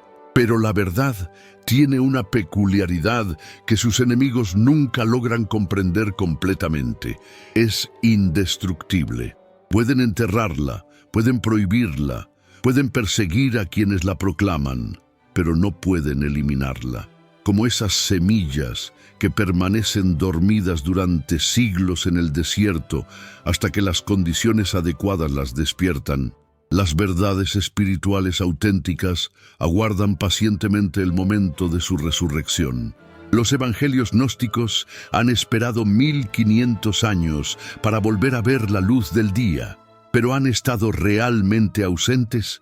¿O han estado presentes de formas subterráneas, influyendo el pensamiento occidental de maneras que sus propios censores no sospechaban? Cada vez que un místico ha hablado de la experiencia directa de lo divino, cada vez que un filósofo ha cuestionado la autoridad externa en asuntos de verdad, cada vez que un individuo ha reclamado el derecho a pensar por sí mismo en cuestiones espirituales, el espíritu gnóstico ha estado vivo y actuante. ¿No será que Spinoza era agnóstico sin saberlo? ¿No será que su intuición de que Dios es la causa inmanente y no transitiva de todas las cosas expresa la misma comprensión que encontramos en el Evangelio de Tomás cuando Jesús dice que el reino está dentro de vosotros y fuera de vosotros? ¿No será que su enseñanza sobre el conocimiento intuitivo como forma más elevada de conocimiento recoge la antigua sabiduría gnóstica sobre la posibilidad de conocer a Dios directamente, sin mediaciones conceptuales? La conexión no es accidental, sino estructural. Spinoza desarrolló su filosofía aplicando rigurosamente los métodos de la razón moderna a las intuiciones más profundas de la tradición bíblica. Los gnósticos antiguos hicieron algo similar. Aplicaron los recursos de la filosofía helenística a la interpretación de las enseñanzas de Cristo. En ambos casos, el resultado fue una síntesis revolucionaria que trascendía las limitaciones tanto del dogma religioso como del racionalismo puramente secular. Esta síntesis es lo que más temen los fundamentalistas de ambos bandos, religiosos que rechazan la razón y racionalistas que desprecian la espiritualidad, porque demuestra que es posible mantener la dimensión trascendente de la existencia sin renunciar a la autonomía intelectual, que es posible ser profundamente espiritual sin ser intelectualmente deshonesto, que la verdadera religión y la verdadera filosofía no son enemigas, sino aliadas naturales en la búsqueda de la sabiduría. Los textos de Nag Hammadi nos muestran que esta alianza entre espiritualidad y pensamiento crítico es tan antigua como el cristianismo mismo. No es una innovación moderna, sino una recuperación de potencialidades que estaban presentes desde el origen, pero que fueron sistemáticamente reprimidas por razones políticas más que teológicas. El cristianismo gnóstico era demasiado intelectualmente sofisticado para ser útil a los propósitos de control social que requería el Imperio Romano. Pero, ¿qué sucede cuando una civilización alcanza un grado de madurez intelectual que hace innecesarios los métodos primitivos de control social? ¿Qué ocurre cuando la educación universal hace que millones de personas sean capaces de pensar críticamente por sí mismas? ¿No será que en esas condiciones las enseñanzas gnósticas recuperan su relevancia, que vuelven a ser no solo posibles, sino necesarias? Nuestra época se caracteriza por una crisis de autoridad sin precedentes. Las instituciones tradicionales, religiosas, políticas, académicas, han perdido gran parte de su credibilidad. Millones de personas buscan fuentes alternativas de orientación espiritual y moral. En este contexto, los evangelios gnósticos ofrecen algo único, una espiritualidad que no requiere de autoridades externas para sostenerse, que apela directamente a la experiencia personal, que honra tanto la razón como la intuición. ¿No es revelador que el interés por estos textos esté creciendo precisamente en un momento de crisis de las religiones institucionales? ¿No será que representan una alternativa viable para quienes han perdido la fe en las estructuras tradicionales, pero no han perdido la sed de trascendencia? ¿No ofrecen un camino intermedio entre el fundamentalismo dogmático y el materialismo reductivo? La lectura de estos evangelios produce un efecto extraño. Por un lado, la sensación de estar descubriendo algo completamente nuevo. Por otro, el reconocimiento de verdades que parecían familiares desde siempre. ¿No será que expresan intuiciones que son universales en la especie humana, pero que han sido sistemáticamente reprimidas por las culturas autoritarias? ¿No será que tocan fibras de la psique humana que ninguna censura puede eliminar completamente? Carl Jung, el gran psicólogo suizo, sostenía que los símbolos gnósticos expresan arquetipos del inconsciente colectivo, estructuras universales de la psique humana que emergen espontáneamente en todas las culturas cuando las condiciones son propicias. Desde esta perspectiva, el redescubrimiento de los textos de Nag Hammadi no es casual, sino necesario. Responde a una necesidad psicológica profunda de nuestra época. ¿Qué necesidad? La necesidad de reconciliar la dimensión espiritual de la existencia con las exigencias de la conciencia moderna. Durante siglos, Occidente ha vivido una esquizofrenia cultural. Por un lado, tradiciones religiosas que exigen fe ciega. Por otro, una cultura científica que privilegia la razón crítica. Esta división ha producido personalidades fragmentadas, incapaces de integrar sus aspiraciones espirituales con sus capacidades intelectuales. Los evangelios gnósticos muestran que esta división no es inevitable, que es posible ser simultáneamente riguroso intelectualmente y abierto espiritualmente. Presentan una forma de cristianismo que no requiere del sacrificio del intelecto, que no exige creer proposiciones absurdas, que apela a la experiencia directa más que a la autoridad externa. ¿No es esto exactamente lo que necesita nuestro tiempo? No necesitamos una espiritualidad que sea compatible con la honestidad intelectual, que no requiera de la suspensión del juicio crítico, que honre tanto la razón como la experiencia mística.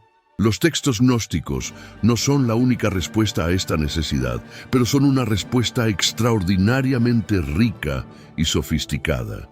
Spinoza comprendía que la religión verdadera no puede estar en conflicto con la razón porque ambas buscan la misma cosa, el conocimiento de la verdad. Si existe conflicto entre ellas, es porque una de las dos, o ambas, se han desviado de su propósito auténtico. Una razón que se cierra a la dimensión trascendente de la realidad es tan unilateral como una religión que se niega al escrutinio racional. La síntesis spinoziana entre razón y espiritualidad encuentra un precedente histórico notable en los evangelios gnósticos. Como Spinoza, los autores de estos textos creían que era posible conocer a Dios racionalmente, que la divinidad no era un misterio impenetrable, sino una realidad accesible al entendimiento humano adecuadamente desarrollado. Como Spinoza, sostenían que este conocimiento no era meramente intelectual, sino transformativo, que conocer a Dios es convertirse en lo que se conoce. Esta doctrina de la transformación por el conocimiento es profundamente subversiva porque hace de cada individuo su propio salvador. No necesitas de sacerdotes para acceder a la gracia divina. No necesitas de rituales para obtener la salvación. No necesitas de instituciones para mediar entre tú y lo sagrado. Todo lo que necesitas es honestidad intelectual, apertura experiencial y perseverancia en la búsqueda. ¿Pueden imaginar cuán amenazante resulta este mensaje para cualquier sistema de poder religioso? Si cada persona puede salvarse a sí misma a través del conocimiento directo, ¿para qué sirven las iglesias? Si cada individuo puede acceder a la revelación divina, ¿qué justifica la autoridad de los cleros? Si cada alma puede encontrar su propio camino hacia Dios, ¿qué necesidad hay de ortodoxias universales? Las preguntas son retóricas, porque las respuestas son evidentes.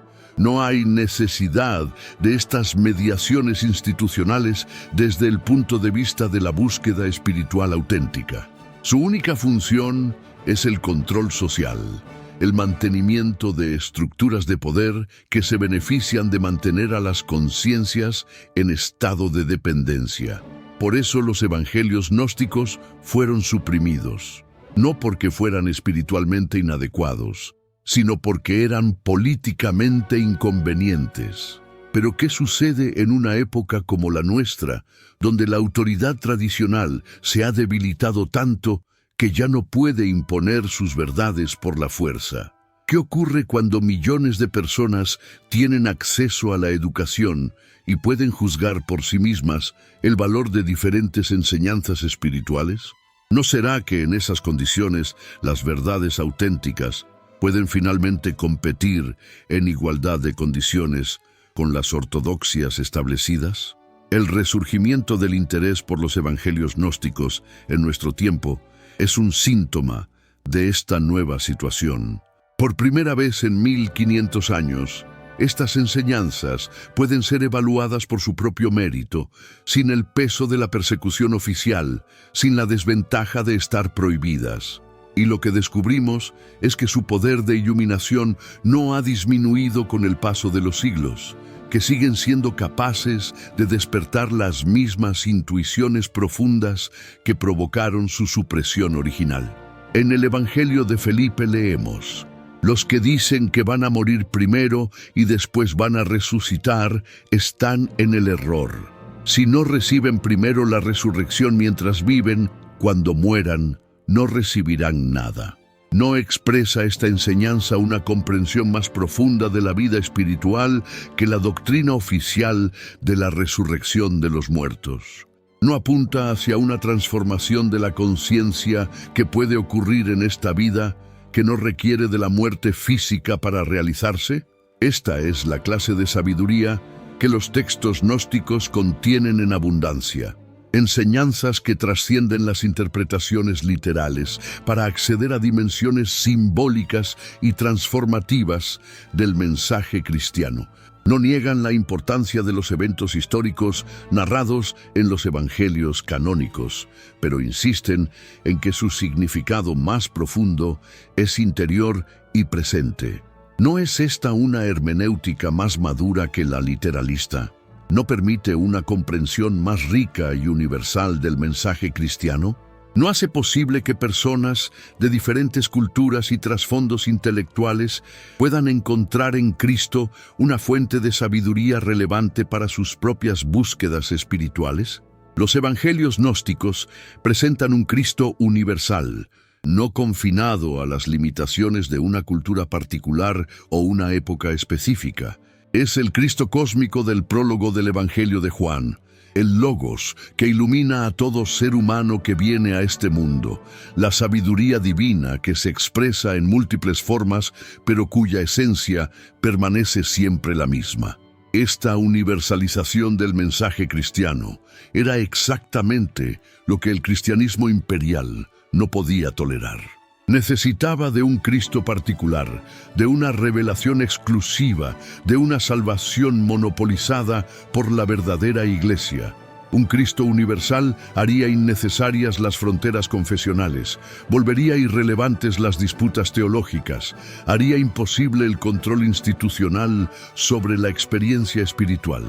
Pero no es precisamente un Cristo universal lo que necesita nuestro mundo globalizado.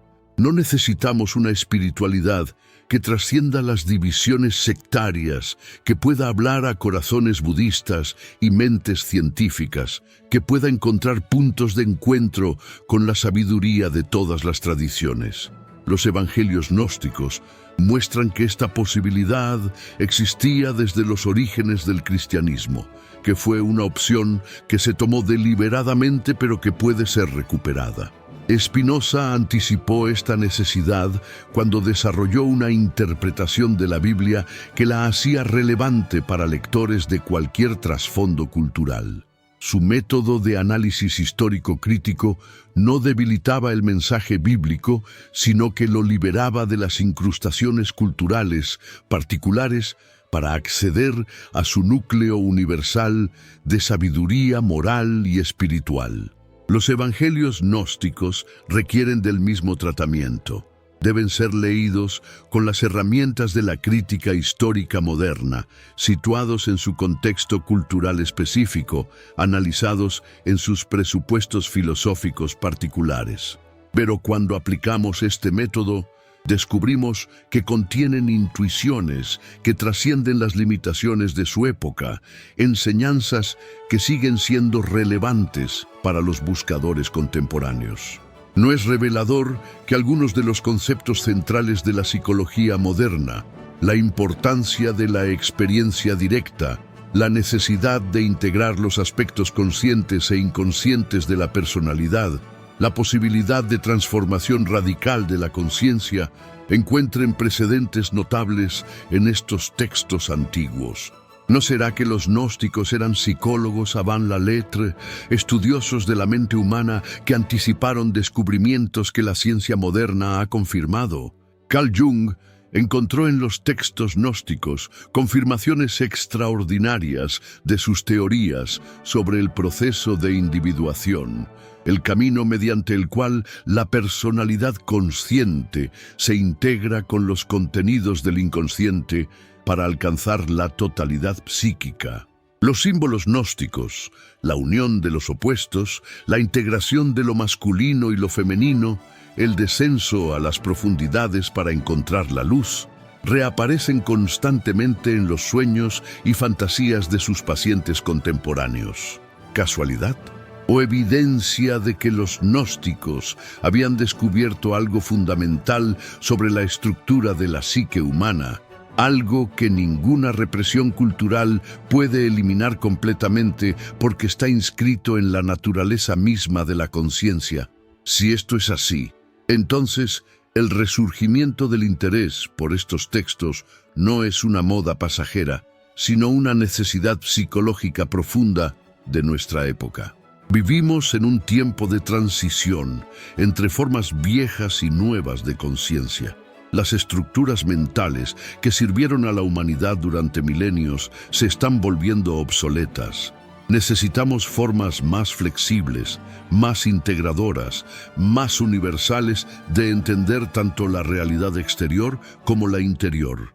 En este contexto, las enseñanzas gnósticas ofrecen recursos extraordinariamente valiosos. No se trata de convertir el gnosticismo en una nueva ortodoxia. Eso sería traicionar su espíritu más auténtico, sino de aprender de su actitud fundamental, la convicción de que la verdad debe ser buscada y encontrada por cada individuo, de que ninguna autoridad externa puede sustituir la experiencia personal, de que la sabiduría auténtica surge del encuentro directo entre la conciencia individual y la realidad última. Esta actitud es profundamente democrática en el sentido más elevado del término. No porque afirme que todas las opiniones son igualmente válidas. Los gnósticos eran muy selectivos respecto a quién estaba preparado para recibir sus enseñanzas más profundas, sino porque sostiene que todos los seres humanos poseen en principio la capacidad de acceder a la verdad espiritual por sí mismos. La democratización del conocimiento espiritual que los textos gnósticos implican es quizás su aspecto más revolucionario. En un mundo donde el acceso a la información se está universalizando, donde millones de personas tienen a su disposición las herramientas intelectuales necesarias para evaluar diferentes enseñanzas espirituales, esta democratización se vuelve no solo posible, sino inevitable. ¿Qué van a hacer las autoridades religiosas tradicionales cuando descubran que ya no pueden controlar qué textos lee la gente, qué interpretaciones considera válidas, qué caminos espirituales decide explorar? ¿Van a adaptarse a la nueva situación, reconociendo que su función debe cambiar de controladores a facilitadores? ¿O van a endurecerse aún más, convirtiéndose en reliquias obsoletas de una época autoritaria que está llegando a su fin? La historia sugiere que habrá ambas reacciones.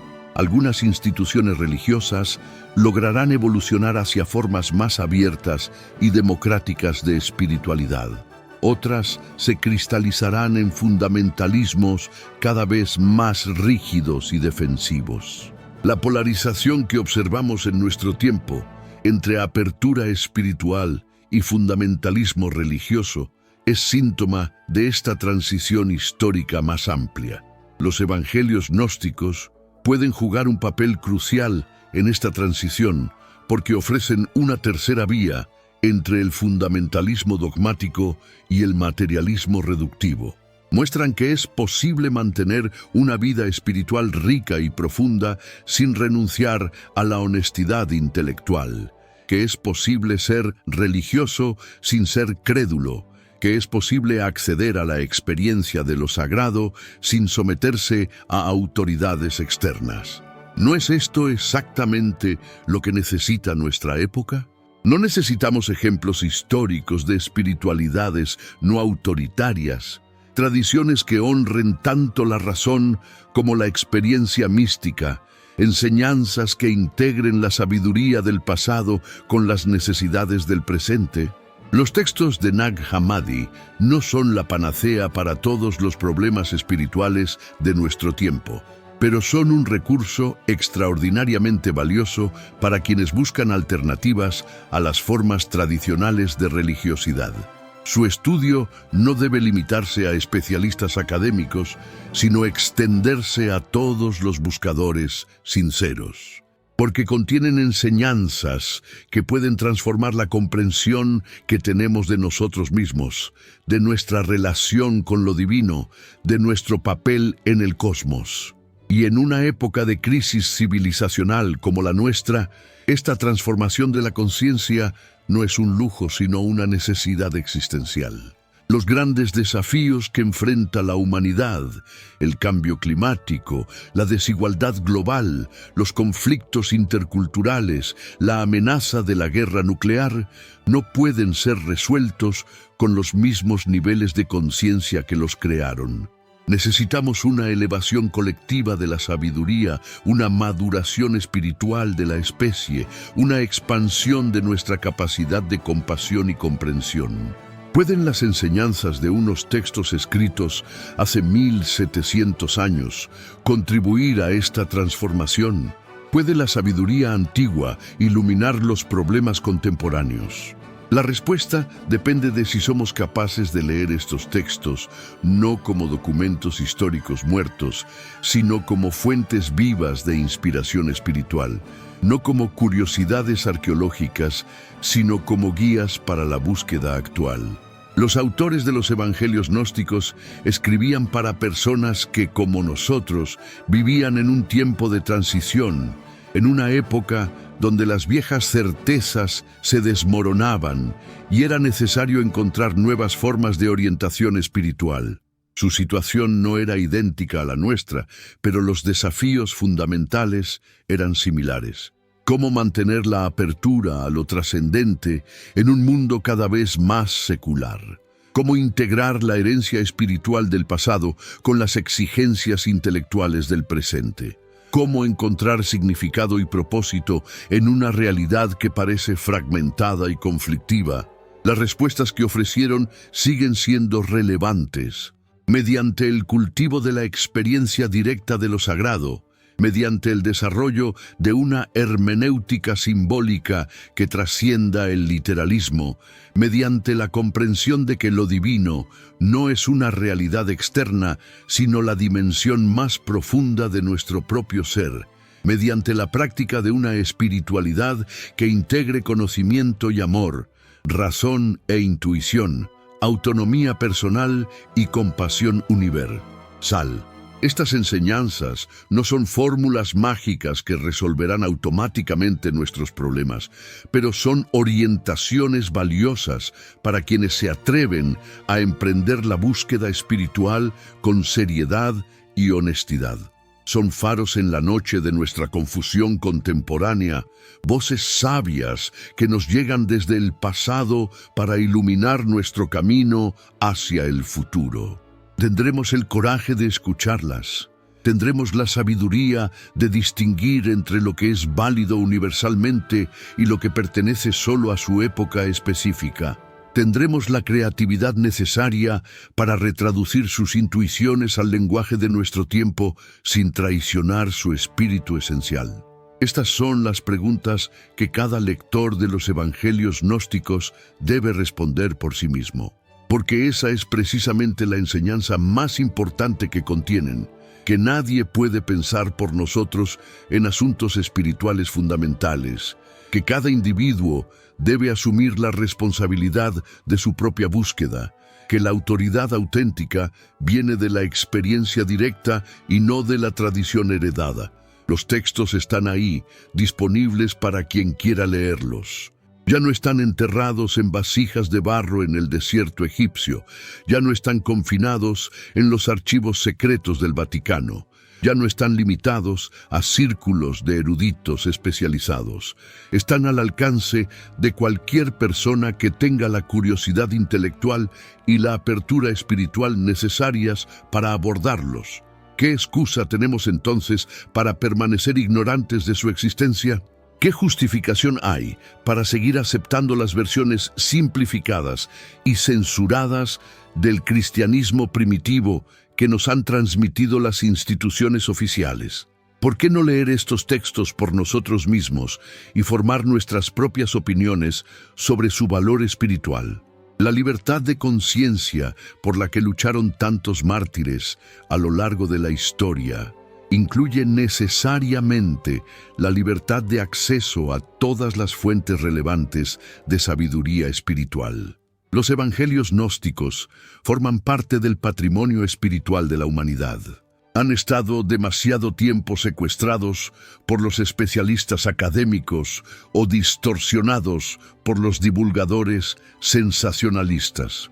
Es hora de que vuelvan a circular libremente entre todos los buscadores sinceros. Su lectura no convertirá automáticamente a nadie en gnóstico, así como la lectura de los evangelios canónicos no convierte automáticamente a nadie en cristiano ortodoxo, pero ampliará nuestra comprensión de la riqueza original del mensaje cristiano, enriquecerá nuestra perspectiva sobre las posibilidades de la experiencia espiritual, nos confrontará con preguntas que quizás habíamos evitado plantear. ¿No es esto exactamente lo que necesita una época como la nuestra, caracterizada por la superficialidad espiritual y el conformismo intelectual? No necesitamos textos que nos desafíen, que nos obliguen a repensar nuestras asunciones más básicas, que nos abran perspectivas nuevas sobre misterios perennes. Los evangelios gnósticos cumplen exactamente esta función. Son agentes provocadores de la conciencia, catalizadores de transformación espiritual. Su poder no ha disminuido con el paso de los siglos.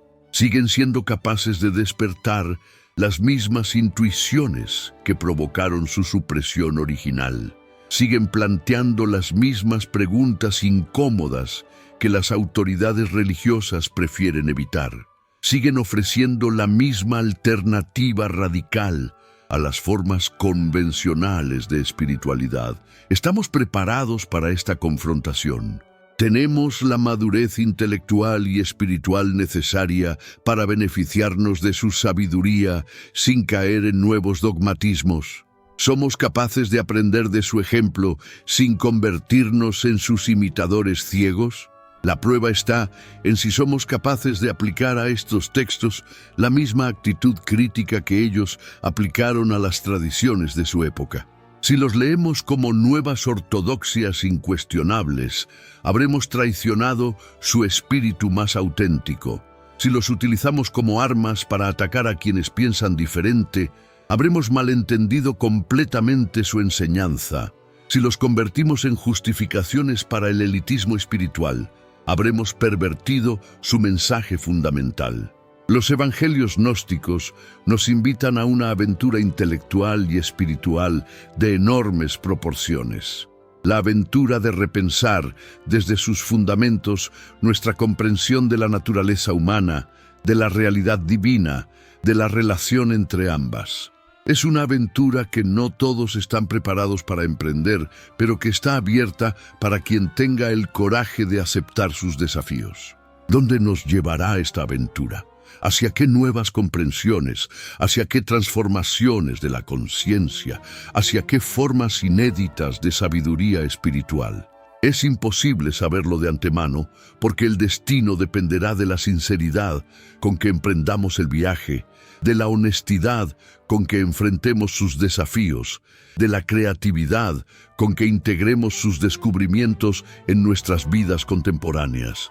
Lo que sí podemos afirmar con certeza es que no seremos los mismos después de este encuentro con la tradición gnóstica, porque sus enseñanzas tienen la peculiaridad de todas las verdades profundas. Una vez que las hemos comprendido realmente, cambian para siempre nuestra perspectiva sobre la realidad, sobre nosotros mismos, sobre las posibilidades de la existencia humana. Y en este momento histórico, cuando la humanidad se encuentra en una encrucijada crucial entre diferentes futuros posibles, esta transformación de la conciencia no es solo una posibilidad deseable, sino una necesidad urgente. Porque los problemas que enfrentamos como especie solo pueden ser resueltos por seres humanos que hayan trascendido las limitaciones de la conciencia ordinaria, que hayan accedido a niveles más profundos de sabiduría y compasión. Los evangelios gnósticos no son la única vía hacia esta transformación, pero son una vía extraordinariamente rica y probada. Durante 1500 años, han demostrado su capacidad de supervivencia, su poder de inspiración, su relevancia perenne. Han esperado pacientemente el momento de su redescubrimiento, el tiempo en que la humanidad estaría lo suficientemente madura para beneficiarse de su sabiduría sin caer en nuevas supersticiones. ¿Es este ese momento? ¿Estamos viviendo la época en que las enseñanzas gnósticas pueden finalmente cumplir su potencial transformativo? ¿O tendrán que esperar aún más tiempo hasta que nuestra especie alcance niveles aún mayores de madurez intelectual y espiritual? La respuesta no está escrita en ningún libro sagrado, no puede ser decidida por ninguna autoridad externa, no puede ser determinada por ninguna tradición heredada. La respuesta depende de nosotros, de cada uno de los buscadores contemporáneos que se atreva a confrontar estos textos con mente abierta y corazón receptivo. En nuestras manos está el destino de esta sabiduría milenaria. Podemos permitir que vuelva a ser enterrada bajo el peso de la indiferencia académica o de la frivolidad divulgativa. O podemos hacer de ella una fuerza viva en la transformación de la conciencia contemporánea. Podemos dejar que se convierta en una curiosidad histórica más, o podemos permitir que libere todo su potencial revolucionario. La decisión es nuestra, y de ella depende no solo nuestro destino espiritual individual, sino el futuro de la búsqueda humana de sabiduría y trascendencia. Porque si somos capaces de aprender de la tradición gnóstica lo que tiene que enseñarnos, si somos capaces de integrar sus intuiciones más profundas en la construcción de formas nuevas de conciencia, entonces quizás, solo quizás, podremos estar a la altura de los desafíos extraordinarios que enfrenta nuestra época.